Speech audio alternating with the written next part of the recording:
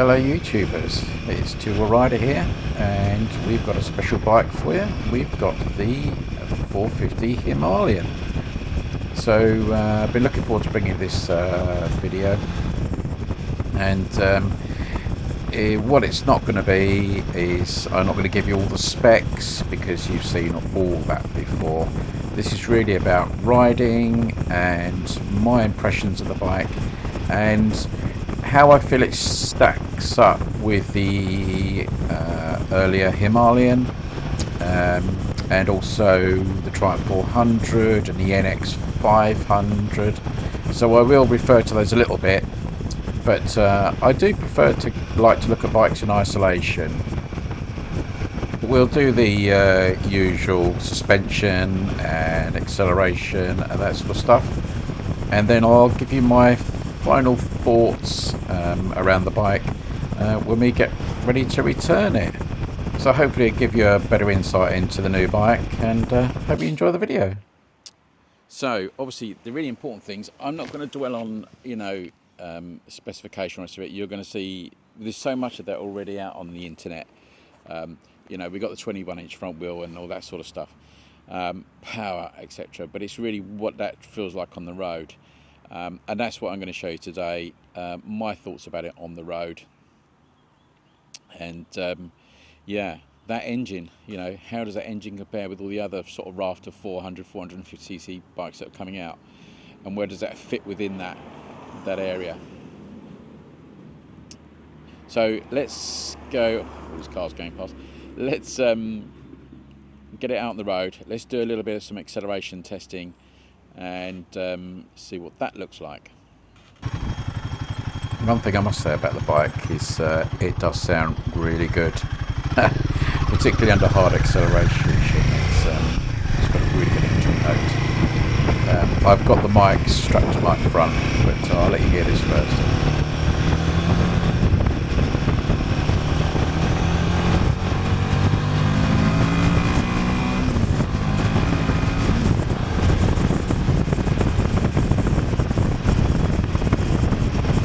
One thing I will say about this bike, it's done 500 miles, so it's just sort of running.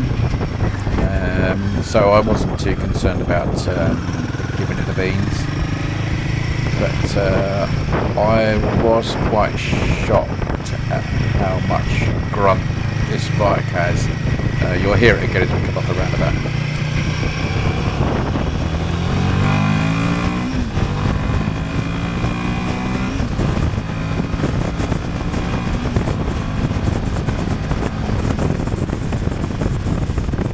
I'll talk a bit more about the acceleration of this bike as we go on, but I wanted to look at the suspension and give you some test on that. Really good upside down forks. You've got the Showa forks. Showa is, as far as I'm aware, is actually owned by Honda, and they're probably very similar to what you're going to get on the NX. Your suspension is just adjustable. We'll go out and do a little bit of a ride to show you what the suspension's like, and I've found some more of those really long speed humps which I really like. So we're going to have a look at those now, and then we'll come back and talk a bit more about the bike. So we're going to be doing some of those long speed humps, and I was hitting these at about 25 miles an hour, something like that. So they're a really good test, and you'll see what that felt like.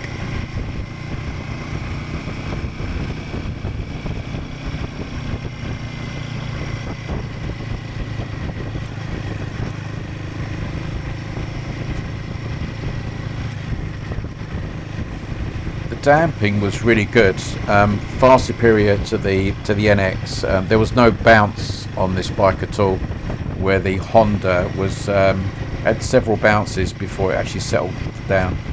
So a thumbs up from me on that one. Although I would say that the suspension was harder than a Honda. There's plenty of travel on the front, but it was hard, but not to the point of being a pain. I tried a few potholes on it just to see how it ironed those out, and no problem. No problem. It's really, really good. The wind down through the gears, the engine notes, is great. I'll give you my impressions as I first got on the bike. Firstly, that you do sit on it rather than in it. Now, I thought that was possibly because the seat was on the high setting, but it's not. It's actually on the low setting. So it is actually quite a tall bike, and I'll give you a picture of me actually sitting on the bike in a sec. So it is quite high. You're quite over the top of it, which, if you were comparing it to the original Himalayan, which I had, and I've still got the Scram, because if you've watched my last video, you know that I've just been out in France on my Scram for the last 10 days, where you are sitting very much in that bike. This, you're sitting very much on it. So some might find that a bit off-putting, some might not, but it's a curious thing, but I did find that I was sort of stooping my head a little bit. So height of the bike then, so it is quite tall. That's pretty tall. I am flat-footed on there, but I would say if I had that on the highest setting, I'd struggle a little bit. I think I'd be up here, but the actual seating position is actually really good. It's not out of proportion anywhere. It feels right. Everything's coming to hand okay. I'm not getting any aches or pains, anything through my shoulders, anything like that. But I did say I was stooping a little bit, that I was dropping my head a little bit on here, which was a bit bizarre. I'm not quite sure why I was doing that. Whether it's just a trait of the bike. The mirrors are all good, and this is a nice reach for me. That screen is quite small. It's not doing a great deal apart from protecting the clock, and it might need to do with a bigger one. The bars are pretty thick. I will say the bars are quite thick on this, so that's quite interesting. And it took my camera really easily. Some bars, even my intercepts, are so thin I can't put my camera mount on them easy. And you've got these as well, which will work well for your bag. They've got loops on so you can attach the bags to, so really good. But you know, I say I'm on a bit of a slope, and the side stand is down, and that's the lean angle. It's nowhere near as bad as my Interceptor. The other things I noticed on the bike, the dash. I think the dash is absolutely superb. This is a great bit of kit. Now I know, hopefully you will see it because the frame rate's okay. You've got the toggle down here, which gives you all the trips and stuff like that. What I love about it, which is great, you've got the fuel range, fuel consumption, voltage, it's got a proper voltmeter on it. Yay! Brilliant. And service due and engine temp. I don't know why they put service due in front of engine temp, but they have done. So that's really cool. And these are the sort of bits of information you really want when you're doing a bit of touring or something like that. So that's really, really cool. I love the way that the rev counter's on the outside. Now you can change that with the aid of the mode switch. So I think if you hold that in for a couple of seconds, or a few seconds, there we go, look at that, awesome. So we're now showing what the actual thing that I've got on there, engine temp, and the fuel gauges on the bottom, mileage. But that's great. And also this also works when you do the nav on here. So you've got Google Maps on here, which you connect to your phone through the Enfield app. Now I was told that they have updated that app specifically for this bike. So, but the actual your mapping will come up on here, so it mirrors what you've actually got on your phone. So that's really, really good. Yeah, I love this, and that it has got the speed there in the digital readout rather than a clock. If, like me, you're getting a bit old, I struggle to see some of the smaller clocks. The Interceptor, which I've just got, I struggle to see the speed on that. and because the clocks are quite small. But that's great, really good, really like that. Switch gear, you won't notice any difference. If you're riding modern Enfields, it's all very familiar. This is, although it's a bit more, I'd say a bit more robust maybe, but or sort of feels a little bit larger. But this is the same as my Hunter, exactly the same. So you've got your kill, ride and start, which is on there. You've got hazards at the front there, pass and things like that on for your lights, hooters down here, and your indicators there. You've also got the traction control. So this is all switchable, the traction control on this bike, which is great. The ABS, sorry. So you can switch your ABS off on. I don't think you can switch it off on the front, only on the rear. But it has several settings on there for that, which is really good. Now it has got a USB. Now I wanted to look at this USB because I've seen images of this and I thought that looked a little bit cheesy. But so your USB is down there. It's quite tight under there. It's at a funny angle. You might be able to change the angle of that because it looks like it's just an Allen head, and you might be able to alter the angle of that. But it does go down. So that's, you know what, that's more like a relatively, don't want to nick that out. That's more of a sort of standard accessory port rather than something built in. I noticed on the Triumph, when I checked the Triumph 400, the USB was down the side here, which I thought was a much better position for it. But yeah, you've got that there, so that's okay. At least you've got one.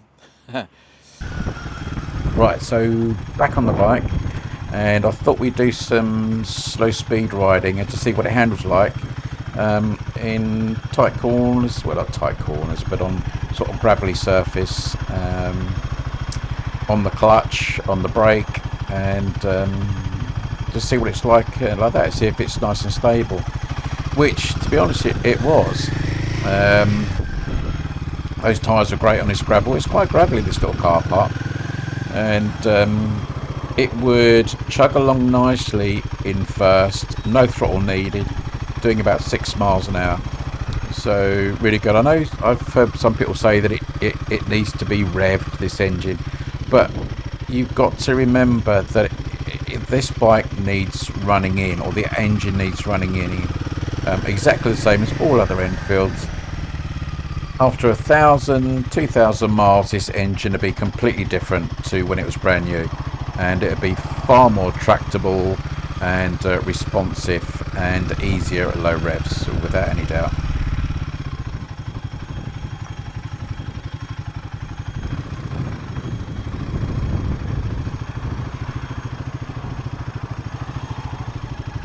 There was no hint that this bike was going to stall. It would sit without throttle and just pull along in first without any issue whatsoever.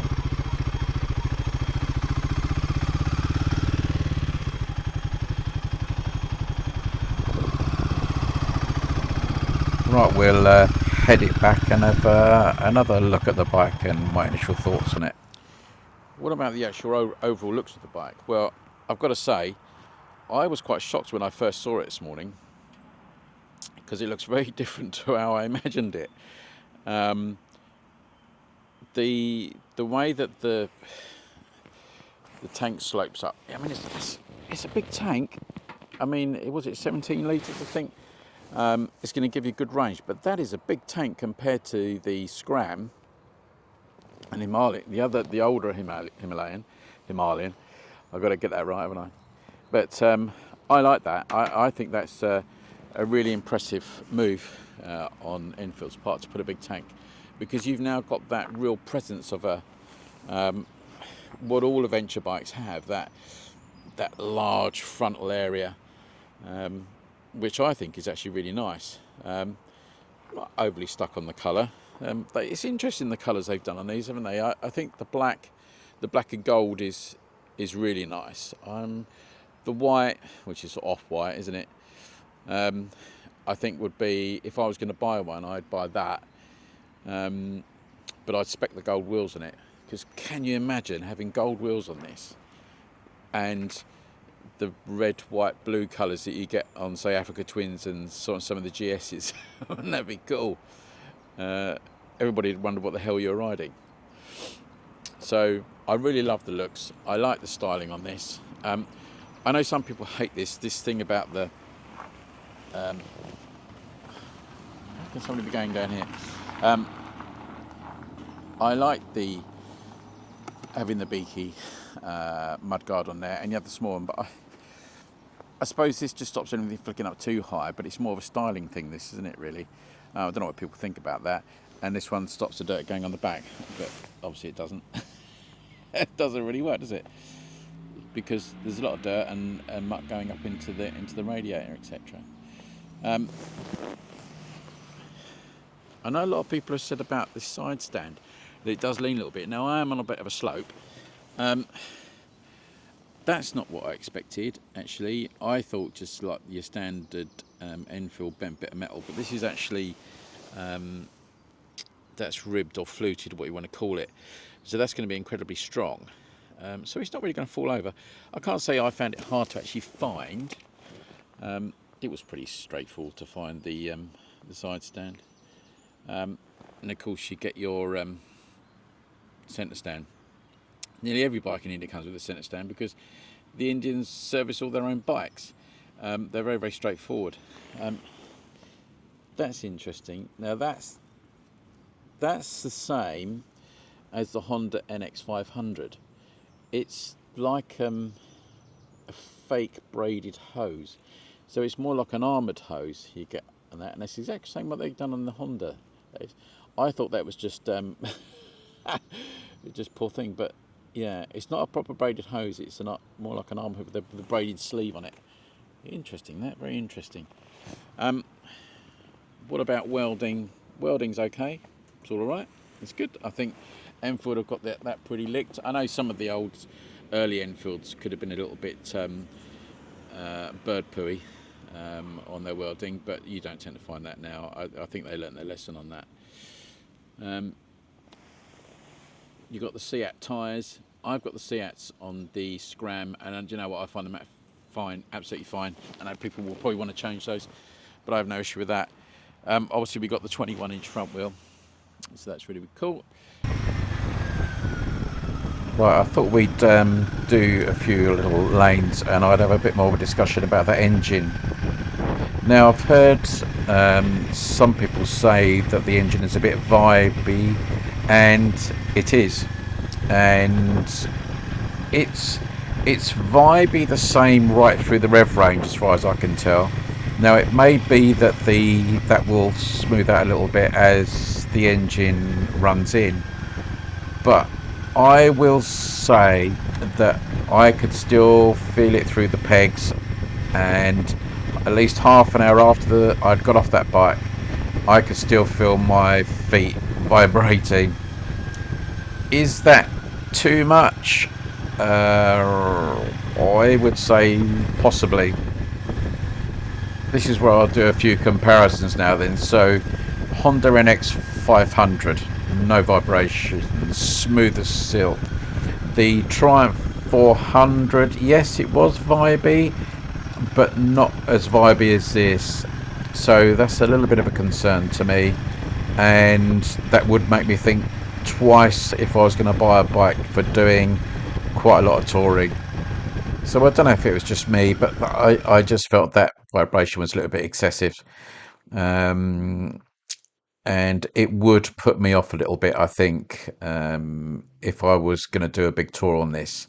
You probably could alleviate it a little bit with different footwear and maybe some padding on the seat. But yeah, I think it was very noticeable compared to other bikes I've ridden. Right, here we go. Get the feeling that might be a little bit controversial now. But I think you do have to say as you see it, and I certainly felt the vibration through this bike. Now, I want to say now that I didn't have a down on this bike in any real major form. I was absolutely blown away at the power and torque of that engine. It really was pretty incredible, and even I didn't have it at full throttle. And yeah, what a little rocket ship this is. And once it's run in even more, I think it'll be even better. But you know, a lot of people I should think are thinking, right, I'm going to get rid of my 411 and this is the bike to have. But I would hold on. I've got the Scram, and would I sell my Scram to buy this? No. I think if someone went to give me one, I would. But I think the problem will be is that you'll lose so much on your original Himalayan if you're going to trade them in, and I don't think there's any point. You could buy any bike, couldn't you? If you think what you could buy for, let's say, £6,000, you pay £6,000 for this bike. What else could you buy for that if you were going to go touring, where you could get a good second-hand Trans Alp? You can even buy a half-decent Africa Twin for that money. Now I know they're much bigger bikes, but if you're just going touring, then you know there's those alternatives. The NX has issues in as much as it doesn't have a centre stand, it doesn't have a USB, it doesn't have proper navigation like this does. Whatever Honda tell you, that isn't a very good navigation system. So, you know, it is a fabulous bike, and I think Enfield have done an extraordinary job building this for the money that they have. They've given you everything on it, all the bits you need. As I said, it's adventure ready, and you can just put some soft panniers over the back and away you go. But for me, I'm enjoying the Scram. I'm enjoying what that's given me. Now the engine's well running, it's a cracking bike to ride, and I think it's just a bit more of a leisurely ride, and that bike still has a place. It really does have a place. So I hope this episode's given you another perspective on this bike. It is a great bike without a doubt, and a class leader, I think, for the money. But just don't get rid of your 411s just yet, just in case. So ride safe, and I'll see you in the next episode. Take care.